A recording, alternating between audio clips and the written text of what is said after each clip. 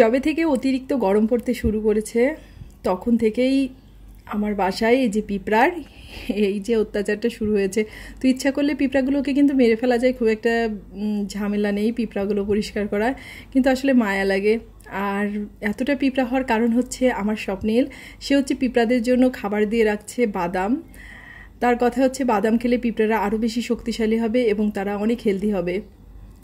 তো সকালে ঘুম থেকে উঠিয়ে দেখি যে রাত্রে সে এতগুলো বাদাম আর কি ছড়িয়ে ছিটিয়ে রেখে দিয়েছে পিঁপড়াদের জন্য, যাতে পিঁপড়ারা খেতে পারে। হ্যালো এভরিওয়ান, নমস্কার। কি অবস্থা, কেমন আছো সবাই? ভালো আছো নিশ্চয়ই। আমরাও ভালো আছি ঈশ্বরের কৃপায়, তোমাদের আশীর্বাদে। আর তোমরা যে যেখান থেকে আমার ভিডিওটা দেখছো তোমাদের সবাইকে অনেক অনেক ওয়েলকাম। আশা করছি ভিডিওটা ভালো লাগবে তোমাদের। যদি ভিডিওটা ভালো লাগে অবশ্যই ভিডিওটাকে স্কিপ না করে পুরো ভিডিওটার সাথেই থেকো। তো এখন সকাল প্রায় 9টা মতো বাজে, একটু দেরি করেই ঘুম থেকে উঠেছি। তার কারণ হচ্ছে স্বপ্নীলকে আজকে স্কুলে পাঠাইনি। তো সকাল 6টার দিকে ঘুমটা ভেঙে গিয়েছিল, কিন্তু দেখলাম যে অনেকটাই গরম, আর যেহেতু প্রচুর গরম পড়তেছে আজ 2-3 দিন ধরে, আর ওর শরীরটাও খুব একটা ভালো নেই, গরমের মধ্যে মনে হয় একটু গরম লেগেছে। তো সে কারণে ভাবলাম থাক, 2-1 দিন স্কুলে না পাঠালে খুব একটা সমস্যা নেই, কারণ আসলে শরীরটা খারাপ হয়ে গেলে তখন আরও বেশি ঝামেলাটা হবে। তো যাই হোক, এই যে সকালবেলা সংসারের কাজগুলোকে করতে শুরু করে দিয়েছি। আর আজকে ভাবলাম আমার ড্রয়িং রুমটাকে একটু পরিষ্কার করে নিই। আসলে সকালে তো কাজকাম থাকেই, তার সাথে সাথে এই গরমের মধ্যে আসলে কাজ করতেও খুব একটা যে ভালো লাগে সেটা না, কিন্তু আসলে কাজে সংসারের কাজটা যদি এভাবে ফেলে রাখি তাহলে আসলে খারাপ দেখায়। তো একটু কষ্ট হলো সকাল সকাল আর কি নাস্তাটা বানানোর আগে যতটুকু পারি ভাবলাম যে একটু কাজকাম গুছিয়ে রাখি। তো এখন সকাল 9টা বা 6টা, সবসময়ই একই রকম গরম, মানে গরমের খুব একটা বেশি পার্থক্য নেই। আমার কাছে মনে হয় সবসময় একই রকম গরম লাগতেছে। তবে মজার ব্যাপার কি জানো তো, পৃথিবীর সব কিছুই কিন্তু পরিবর্তনশীল, তাই না? তো এই যে গরম পড়তেছে, এরপরে ঠিকই ঠান্ডাটা আসবে, তো সেই আশাতেই থাকবো। তো এই ঠান্ডা গরম, গরম ঠান্ডার মতো আমাদের ভালো থাকা খারাপ থাকা সবই কিন্তু পরিবর্তনশীল। আমাদের যেমন ভালোটা থাকাটাও জীবনে বেশিক্ষণ দীর্ঘস্থায়ী হয় না, আবার খারাপ সময়টা আসলে সেটাও কিন্তু খুব বেশি দীর্ঘস্থায়ী হয় না। তবে সব কিছুর মধ্যে জীবনে ভালো থাকাটা একটা আর্ট বলতে পারো। আসলে ভালো থাকতে হলে না সব কিছু আমাদের না মাথায় নিতে নেই, যে অমুক আমাকে কি বলল, আমি কি করতেছি সেটা আরেকজন কি বলছে, আমার ছেলে কি করলো, বা পাশের বাসায় কে কি বলল, বা আমার আত্মীয় স্বজনের মধ্যেই বলোই না যে কে কি বলল, এই সব কিছু না কখনো মাথায় নিতে নেই। আসলে এগুলো যদি আমরা মাথায় নিই তাহলে আমাদের ভিতরে এমন একটা মেন্টালি চাপ পড়ে, যেটা আসলে আমাদের যে কাজটাই করি না কেন তার উপরে ভীষণভাবে একটা প্রেশার ক্রিয়েট হয়, যেটা থেকে আমরা আর কি পথভ্রষ্ট হয়ে যাই। মানে যেটা আমার লক্ষ্য থাকে তার থেকে কিন্তু আমরা দূরে চলে যাই। আসলে ভালো থাকার সবচেয়ে ভালো উপায় হচ্ছে নিজের মনকে কিন্তু নিয়ন্ত্রণ করতে পারা। আমরা যদি আত্মনিয়ন্ত্রণ করতে পারি, অর্থাৎ নিজের মনকে যদি নিয়ন্ত্রণ করতে পারি, তাহলে আমরা মনে হয় ভালো থাকতে পারবো, তাই না? আর পৃথিবীতে দেখবা যে কাজটাই করো না কেন প্রত্যেকটা কাজই কিন্তু কষ্টের, কোনো কাজই কিন্তু মানে সহজে বা স্বতঃস্ফূর্তভাবে করে নেওয়া যায় না, তার পিছনে কিন্তু অনেক কঠোর পরিশ্রম করতে হয়।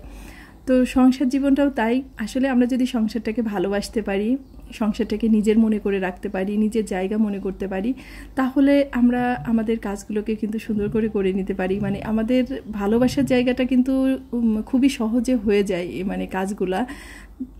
আর সেখানে কোনো কষ্টকে কিন্তু কষ্ট বলেই কিন্তু মনে হয় না। আসলে জীবনটা কয়দিনের, তাই না? তো এই ছোট্ট জীবনে সব কিছুই যদি আমরা পজিটিভলি নিই এবং পজিটিভভাবে সব কিছু চিন্তা করি, তাহলে মনে হয় জীবনটা অনেক বেশি সহজ হয়ে যায় এবং জীবনে জটিলতা কুটিলতা অনেকটাই কমে যায়, এবং আমরা সুন্দরভাবে যে কয়টা দিন বাঁচতে পারি সে কয়টা দিন জীবনে কিন্তু আরও বেশি সুন্দর হয়ে যায়, তাই না? কিন্তু এই কথাগুলো আমরা কয়জনে ভাবি? আমরা তো এই স্বার্থের পৃথিবীতে সবাই নিজের স্বার্থ নিয়ে, নিজের সুখ নিয়ে, নিজের ভালো থাকা নিয়ে সবসময় চিন্তা করি, তাই না? তো আসলে কি সত্যি সত্যি সবসময় নিজের সুখ আর নিজের ভালো থাকা চিন্তা করলে কি পৃথিবীতে ভালো থাকা যায়? কখনোই কিন্তু তা যায় না। তবুও আমরা কেন যে বুঝি না এই কথাগুলো। তো যাই হোক, এখন হচ্ছে এই যে রুমটাকে পুরো ঝেড়ে মুছে পরিষ্কার করে নিয়েছি, আর এখন হচ্ছে রুমটাকে মুছে নেব। তো অনেকগুলো কাজ কিন্তু করে নিলাম সকালবেলায় গরমের মধ্যে। আসলে কি করব, এর বিকল্প আছে, তবে বিকল্প থাকলেও সব সময় তো আর বিকল্প পথ বেছে নেওয়া যায় না। তো একটু কষ্ট হলেও সেভাবেই আর কি সব কিছু ম্যানেজ করে নিই। আসলে কষ্ট কিছুই না, যেটা বললাম সবই তো নিজের কাজ, নিজের সংসার, তাই না? তো এখানে কষ্টের কি আছে? তো একটু খুশি মনে করতে পারলেই হলো। তো এখন রুম এই যে মোছা হয়ে গেল, এখন হচ্ছে নাস্তাটা বানিয়ে নিব। তো স্বপ্নিলের পাপা গতকাল হচ্ছে বাসায় আসার সময় কিছু আম এনেছিল, মানে আমাদের হচ্ছে বেশিরভাগ বাজারটা ও রাত্রে বাসায় আসার সময় নিয়ে আসে, সে কাঁচা বাজারই হোক বা ফল যে কোনো জিনিস, কারণ সকালের দিকে খুব একটা সময় পায় না, মানে যতটুকু সময় পায় সে আর কি ঘুমিয়ে থাকে, আর ঘুম থেকে উঠেই আর কি তারপর স্নান করে নাস্তাটা খেয়ে বেরিয়ে যায়। মানে সকালবেলা তার বাজারে যেতে খুব একটা ভালো লাগে না, একটু বন্ধের দিন মাঝে মধ্যে যাই, তাছাড়া খুব একটা সকালবেলা আর কি সবজি টবজির জন্য বাজার করা হয় না। তো ওইদিকে কিছু আম নিয়ে আসছিল, তো আমগুলো তো অনেক বেশি পাকা ছিল, তো এই কারণে ওইভাবে বস্তার উপরে আর কি সরিয়ে রেখে দিলাম। আর স্বপ্নিলের বললাম না একটু শরীরটা খারাপ হয়েছে, মানে সে মুখে কোনো কিছুই ভালো লাগতেছে না, অরুচি হয়েছে, গরম লাগছে। তো ওকে কি দিব সকালবেলা মানে বুঝতে পারতেছিলাম না। তো সকালে নাস্তা বানিয়েছিলাম রুটি, তো তার সাথে ভাবলাম যে রুটি দুধ কলা দিয়ে ভালো করে আর কি একটু চটকে মেখে তার ভিতরে একটু আম দিয়ে দিলাম, মানে ও এটা বুঝতে পারবে না, বুঝলেও সহজে এটা খেতে চাবে না। তো আজকে ওকে বললাম যে তোমার জন্য অন্য একটা নাস্তা বানিয়েছি, একটু খেয়ে দেখো, ভালো লাগবে। তো ওই যে দুধের মধ্যে রুটি দিয়ে একটু মেখে নিয়ে এই যে উপরে একটু আম কুচি করে দিয়ে দিলাম। আসলে বাচ্চাদের যখন বায়না করে তখন একটু অন্যরকম নাস্তা দিলেই ভালো হয়, যেটা ওদের মানে খারাপ লাগলেও ওরা আর কি একটু অন্য খুশি মনে আর কি খেতে পারে। তো এই যে দিয়ে দিলাম, তো ভেবেছিলাম স্বপ্নিল আর কি খাবে না, তো যতটুকু এটা খাই ততটুকুই আর কি যথেষ্ট। তারপর ওইদিকে তো দুপুরে রান্নাটাও বসিয়ে দিয়েছি। তো স্বপ্নিলকে বললাম এখন তুমি নিজে হাতে করে খাও, আমি একটু দুপুরে যে রান্নাবাড়া করব কিছু কাটাকুটি বাকি ছিল, তো সেগুলোকে আর কি কেটে কুটে নিই। আর এর মধ্যে ভাইও আমাকে অনেকটা হেল্প করেছে। তো আসলে বলতেছি না যে আজ কয়েকদিন ভিডিও আপলোড দিতে গিয়ে অনেক ঝামেলা হচ্ছে, মানে ভিডিওটা আপলোডই নিতে যাচ্ছে না, তো ওটার জন্য আসলে বেশি সময় ব্যয় করতে হচ্ছে। আর সে কারণে ভাইকে বললাম আমাকে আজকে একটু হেল্প কর, তো ভাইকে দেখিয়ে দিয়েছিলাম এই যে ঝিঙে কেটে রেখেছে, ঝিঙেটাকে একটু সর্ষে পাতুরি করব। আর চুলায় ডাল বসিয়ে রেখেছিলাম, তো ডালের মধ্যে একটু আম দিয়ে দেবো, এই জন্য আমটাকে কেটে নিলাম। আসলে যখন খুবই ব্যস্ত হয়ে যায় তখন যদি কেউ একটু হেল্প করে তখন বেশ ভালোই লাগে কিন্তু। তো এই যে ডালটা এদিকে জাল হচ্ছে, তো এর ভিতরে আমগুলো কেটে দিয়ে দিলাম। আর এই গরমের মধ্যে একটু টকটা খেতে তো বরাবরই ভালো লাগে। তো এই পর্যন্ত হচ্ছে ভাই রান্না করেছিল, মানে মাছ ভেজেছে, তারপরে এই যে মশলাটা কষানো পর্যন্ত ওই করেছিল, তারপরে আমি ওকে বললাম যে এবার আমি হচ্ছে রান্নাটা করি। আর তো এই যে মশলাটা কষিয়ে এখন একটু ওই যে মাছ রান্না করে নিব। আর ওইদিকে ঝিঙের জন্য একটু সর্ষে আর জিরে বেটে নিয়েছিলাম, মানে ঝিঙেটা আমাদের বাসায় এইভাবে খেতে খুবই পছন্দ করে। তো এখন ঝিঙেটা একটু ভাজা ভাজা মতো হয়ে গেছে, তেলের উপরে কাঁচামরিচ সর্ষে দিয়ে তার মধ্যে ঝিঙেটাকে দিয়ে একটু লবণ হলুদ দিয়ে ভেজে রেখেছিলাম। আর ঝিঙে থেকে কিন্তু অনেকটা জল বের হয়ে যায়, আলাদা কোনো জল দেওয়ার প্রয়োজন হয় না। তো আমি এখানে মশলাটা দিয়ে দিলাম আর একটু চিনি জল দেবো, জল দিয়ে ফুটে উঠলে একটু সামান্য পরিমাণ চিনি দিয়ে আর কি ঝিঙেটাকে নামিয়ে নেব, কারণ ঝিঙেটা হচ্ছে একটু পানসে জাতীয় সবজি, তো একটু হালকা পরিমাণ চিনি দিলে বেশ ভালোই লাগে কিন্তু খেতে। তো এইদিকে হচ্ছে মাছটাও আমার হয়ে গেছে, একটু সামান্য পরিমাণ ভাজা জিরের গুঁড়া দিয়ে মাছটাকে নামিয়ে রেখে দেবো। আর ঝিঙেটাও ওইদিকে রান্না হয়ে গেছে, তো দুপুরে রান্না বাড়া প্রায় কমপ্লিট। এখন হচ্ছে স্নানটা করব, স্নানটা করে আসার পরে একটু শান্তি।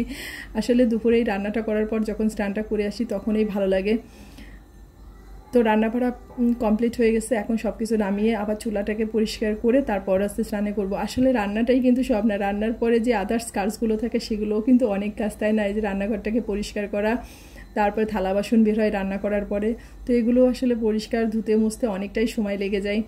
তো আম ডালটাকে আর কি ফোড়ন দেয়নি, তো এখন হচ্ছে একটু সর্ষে আর শুকনো মরিচ তেলের উপর দিয়ে এখন ফোড়ন দিয়ে দেবো। আর আমার সর্ষে ফোড়নটা সবচেয়ে বেশি ভালো লাগে আম ডালের মধ্যে, এ কারণে আর কি আমি সর্ষে ফোড়নটাই সবসময় দিই। আর আমরা আম ডালের ক্ষেত্রে বা টক ডালের ক্ষেত্রে কখনোই পেঁয়াজ রসুন ব্যবহার করি না। তো এই ফোড়নটার উপরেই কিন্তু ডালের ঘ্রাণটা আর কি নির্ভর করে, ডালটা কতটা স্বাদ হবে, এই কারণে ফোড়নটা একটু ভেবে চিনতে সুন্দর মতো করে ফোড়ন দিলে ভালো হয়। তো এদিকে আমি ভালো করে ফোড়নটা দিয়েছি, একটা সুন্দর ঘ্রাণ বের হয়ে গেছে। এখন ডালটাকে দিয়ে তারপর একটু জাল দিব, দিয়ে সামান্য পরিমাণে একটু চিনি দিয়ে তারপর হচ্ছে ডালটাকে নামিয়ে নিব। তো আমার আজকের ভিডিওটা আরেক বেশি বড় করব না, আজকের ভিডিওটা এই পর্যন্তই। তো তোমাদের যদি কারো আমার ভিডিওটা ভালো লেগে থাকে অবশ্যই ভিডিওটাকে একটা লাইক, একটা কমেন্ট আর অবশ্যই একটা শেয়ার দিতে ভুলো না। আর যারা নতুন আছো আমার ভিডিওটা আজই প্রথম দেখতেছো, যদি তোমাদের আমার ভিডিওটার কোথাও এতটুকু ভালো লেগে থাকে অবশ্যই তোমরা একবার আমার চ্যানেলটাকে সাবস্ক্রাইব করে আমাকে সাপোর্ট করো আর আমার পাশে থেকো। তো ভালো থেকো সবাই, তোমাদের সাথে দেখা হচ্ছে আমার পরবর্তী ভিডিওতে।